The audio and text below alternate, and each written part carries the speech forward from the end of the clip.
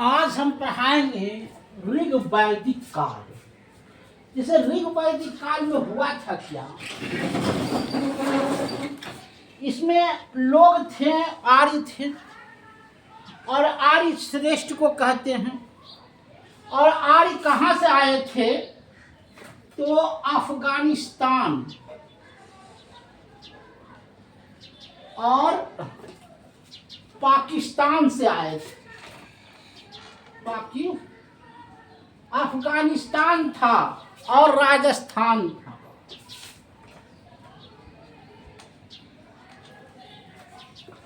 अफगानिस्तान और राजस्थान से आर्य आए और ये उत्तर भारत में वास करने लगे। इनका काम क्या था? ऋग वैदिक काल को प्रचार करना। ये ऋग वैदिक काल जो आया था वह 1500 से लेकर के 1000 ईस्वी तक आया था। इसमें 10 मंडल थे। तीसरे मंडल में सूर्य की उपासना की गई है। 9वां मंडल में दारू की उपासना की गई है। 10वें मंडल में सूर्य की उपासना की गई है। और 7वें मंडल में 10 राज युद्ध हुआ। अब आया है मुंडो उपनिषद।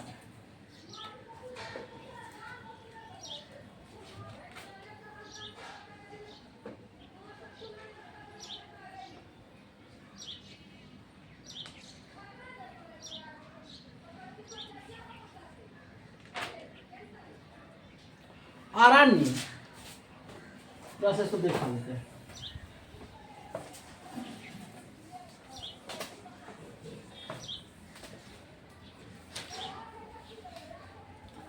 कंठो उपनिषद में मुंडो उपनिषद एक होता है। मुंडो उपनिषद, इसमें क्या होता है? सत्यमेव जयते, सत्यमेव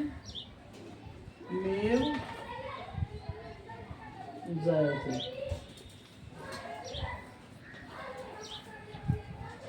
सत्यमेव जयते का मुंडो उपनिषद से लिया गया है। देखिए, भारत जो लोग आए,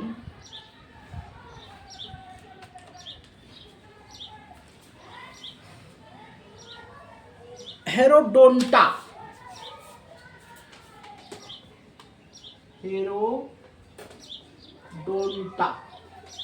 इसको बोलते हैं इतिहास का पिता। हेरोडोंटा को यही इतिहास लिखा।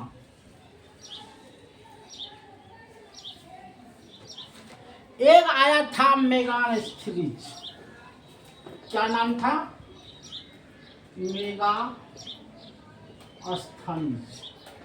ये आया था चंद्रगुप्त मौर्य द्वितीय, है ना? नहीं, मेगास्थनीज आया था चंद्रगुप्त मौर्य में। चंद्रगुप्त मौर्य में आया था और इसने इंडिका नामक पुस्तक लिखा था।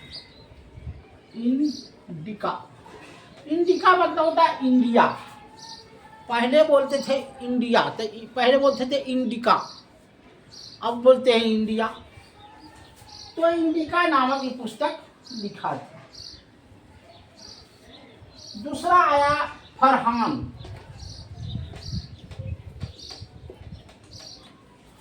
ये चंद्रगुप्त मौर्य द्वितीय के राज में आया। इसने कुछ नहीं लिखा। उसके बाद आया हैनसोंग, चीनी यात्री था।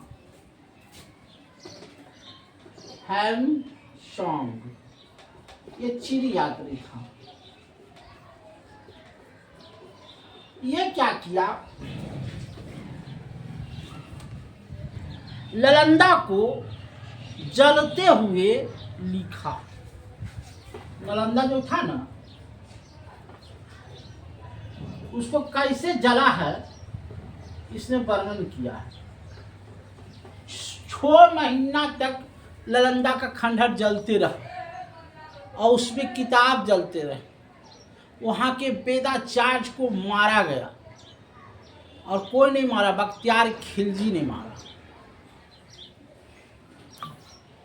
उसके बाद आया अल बरूनी। अल बरूनी ये क्या किया, तहकीम ए हिंद नामक किताब लिखा। तहकीम ए हिंद नामक पुस्तक लिखा। उसके बाद आया इब्न तुत्ता। इब्न तुत्ता इसने क्या किया, रहला नामक पुस्तक लिखा। रहला नामक पुस्तक लिखा।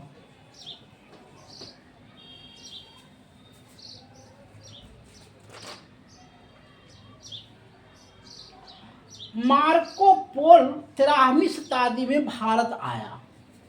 मार्को पोल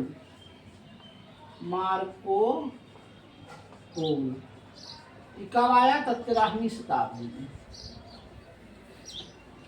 इस तरह से भारत की यात्रा करने वाले यात्री यही थे।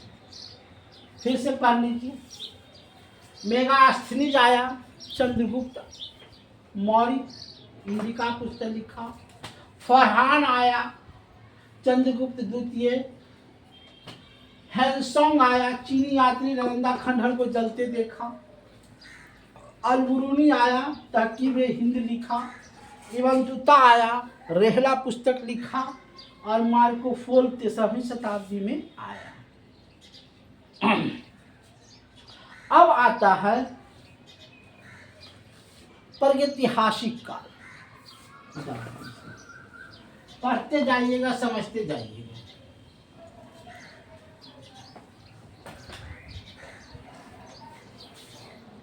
प्रागैतिहासिक काल 3 प्रकार थे। पहला था पूर्व पाषाण काल,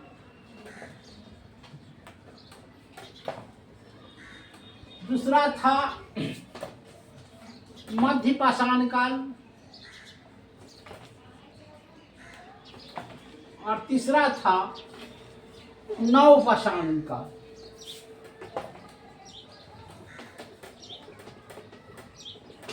अब देखिए, पूर्व पाषाण किसको कहते थे, मध्य पाषाण किसको कहते थे, नव पाषाण किसको कहते थे।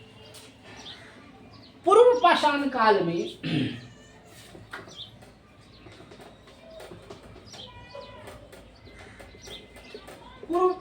काल में लोग जंगलों में वास करते थे, पहाड़ की गुफाओं में वास करते थे, और आग का आविष्कार किया। शिकार करना जानते थे, शिकार को मनोरंजन मानते थे। शिकार को मनोरंजन मानते थे। भीमटेक की गुफाओं में रहना शुरू किया। हमने कहा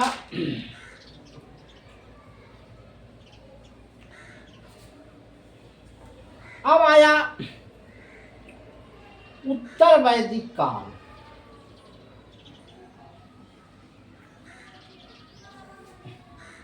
ऋग वैदिक काल में गंगा और सरयुग नदी को एक बार वर्णन किया गया। गंगा और सरयुग नदी को एक बार वर्णन किया गया, और 3 बार यमुना नदी को वर्णन किया गया। 3 बार यमुना नदी को वर्णन किया गया। ऋग वैदिक जो काल था वो पितरात्मक थी। पितरात्मक का मतलब होता है कि पिता के मरने के बाद बेटा का अधिकार। गौ की रक्षा की जाती थी, विदिश को धन को बंटवारा किया जाता था, और पशुनाशक को। इसमें 4 प्रकार की जाति थी। ब्राह्मण जो पूजा कराते थे, क्षत्रिय जो सेना में भर्ती होते थे, और वैश्य जो व्यापार करते थे, और शूद्र जो झाड़ू पोछा करते थे। बाल विवाह, सती प्रथा, ये सब बाल विवाह नहीं थी। अमूर्त को जो कहते थे आप आजीवन विवाहित। अब आइए उत्तर वैदिक काल। उत्तर वैदिक काल 3 चीज में बना हुआ है। इसको मिटा देते हैं। ऋग वैदिक काल तो समाप्त हो गया। उत्तर वैदिक काल में 3 चीज आता है।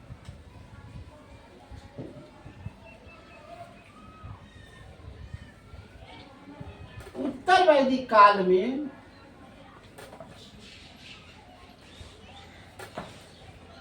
लोहे का इस पर आविष्कार हो चुका था।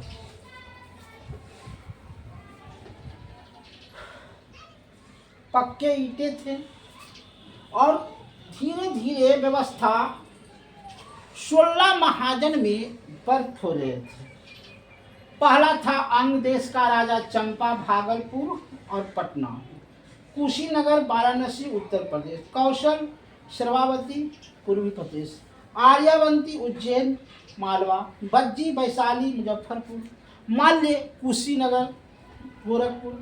चेंदी शक्तिमाती बुंदेलखंड क्रू इंद्रप्रस्थ कहूँ। 50 पंचाल कपिला पशुवत्सल। सूर्यसेन मथुरा। गंधार तक्षशिला। कब्रवोल जयमुन मृत्यु। अब आता है मगध की राजधानी का उदय। मगध के 3 राजा हुए, हर्यक वंश, शिशुनाग वंश, नंद वंश। हर्यक वंश, शिशुनाग वंश और नंद वंश। ये तीनों राजा का वर्णन हम अगले सप्ताह करेंगे। धन्यवाद।